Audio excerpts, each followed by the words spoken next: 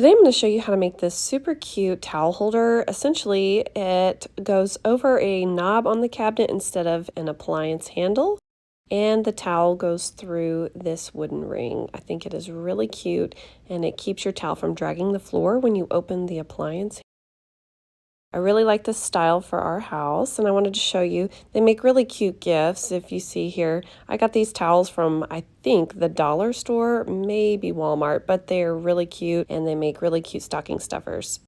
So you're going to need a wooden ring, obviously, and this is between 70 and 80 millimeters, or about 3 inches, or just one that's big enough to hold the towel. And then you need worsted weight, size 4 yarn, acrylic, or cotton. You won't need much. You also will need this thin twine that I got from Walmart. It's about the size of a cotton thread. This is what I use to make the bow, so it is optional. You also need 2 8mm wooden beads, a 5mm hook, and a 3.5mm hook for the twine bow. To begin, you are going to chain 10.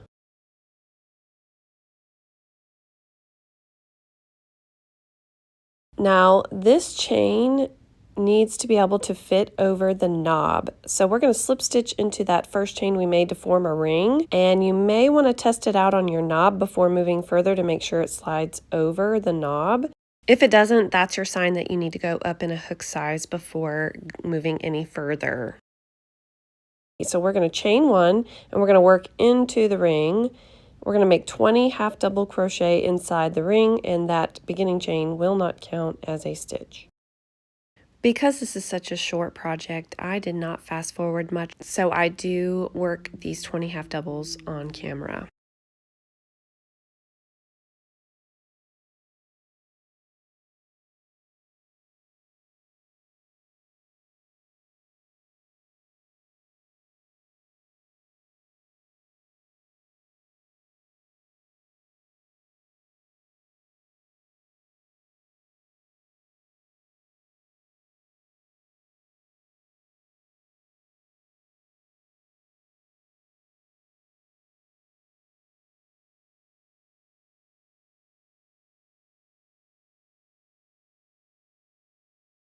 Once you have all 20 half doubles in there, you're going to join with a slip stitch in your first half double. Now you are going to be tempted to pull that beginning tail if you crocheted over the top of it, but try not to do that or it will make your hole smaller. Now we're going to work in the row, so you're going to chain 1 and turn.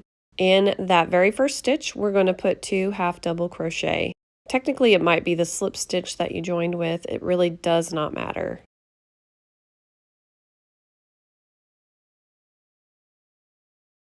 In the next stitch, you're going to make 1 half double crochet.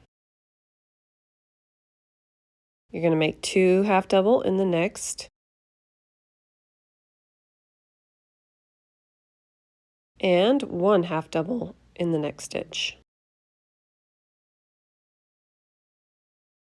Make 2 half double in the next,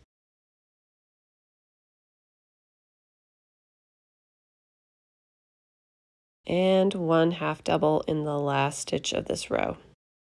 At the end of this row, you should have 9 half double crochet. So now we're going to chain 1 and turn. This is really easy. You're just going to half double crochet in each stitch across.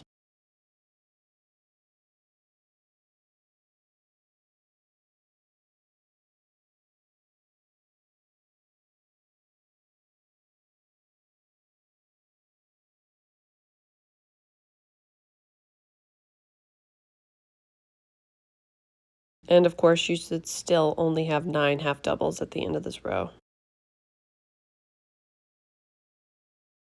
We're going to chain 1 and turn, and just repeat the last row one more time. Just make a half double crochet in each stitch across.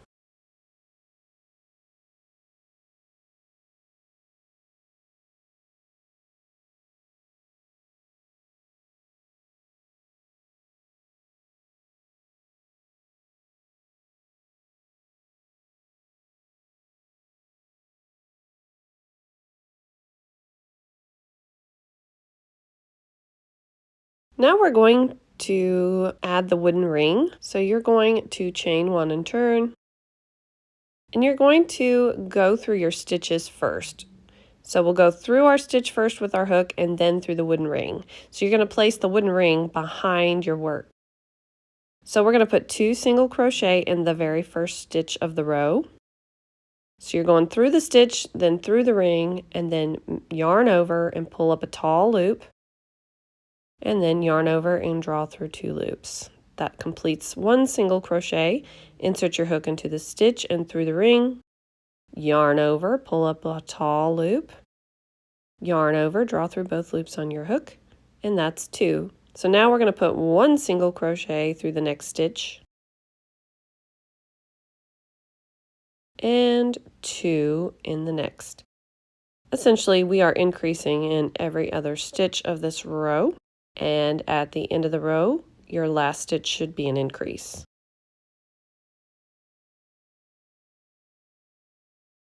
In the next stitch, you're going to make 1 single crochet.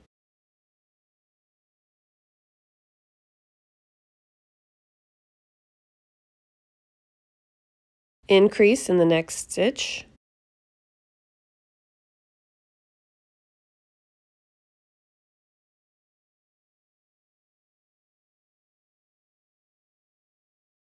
One single in the next. Increase in the next stitch.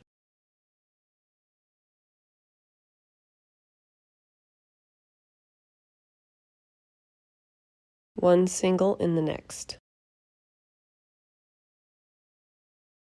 And like I mentioned earlier, you will increase in your very last stitch, so there should be 2 singles in the last one.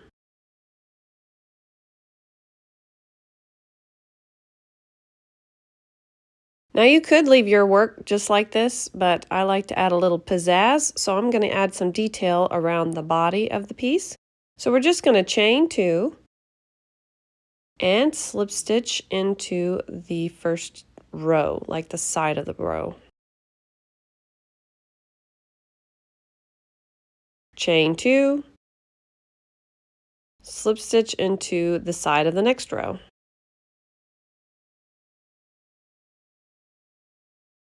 Chain 2, slip stitch into the next row. You should see the pattern here. You're basically just going to chain 2 and slip stitch into either the next row or the next stitch when you get to the top part.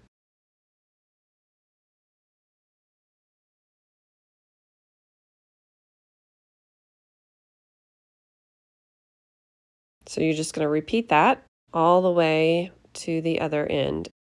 And I'll meet you at the end. So here we are. We're going to fasten off.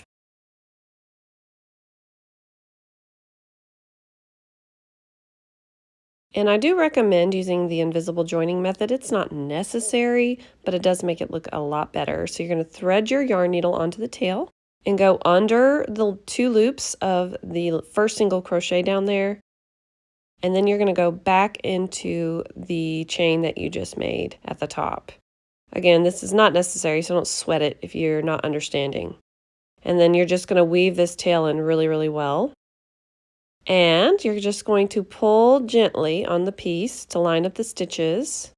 And to me, this side looks better than the other side. And technically, this is the back of your work, but I like this right here. And I like how the detail looks on this side, and those stitches all around the ring just look better. So this is where we're going to put the bow. So you're going to weave in your tails, and then we're going to make the bow. So grab your twine and your smaller hook. And we're going to chain 50 or until your chain measures about 9.5 inches or 24 centimeters.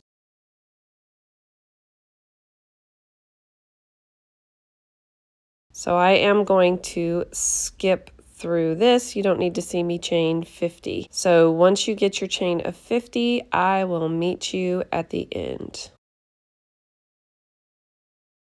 So here we are. We're going to fasten off.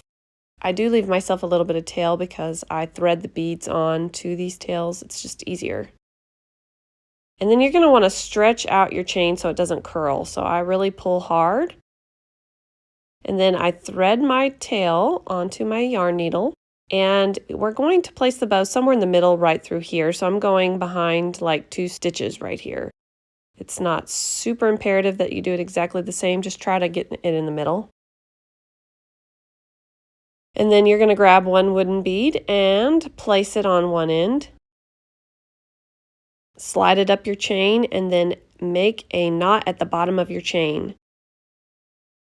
You're going to want it to be pretty close to the very bottom of the chain, and this is just to keep the bead from coming off.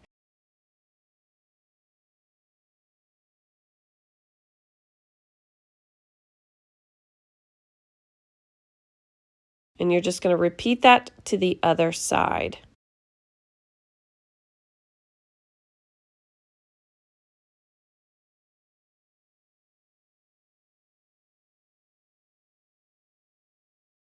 And then you're just going to make your left a little bit longer than the right and tie it in a bow.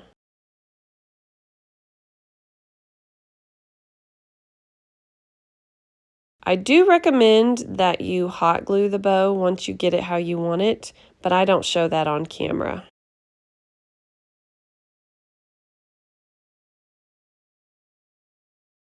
And then we're just going to cut off the excess at the bottom.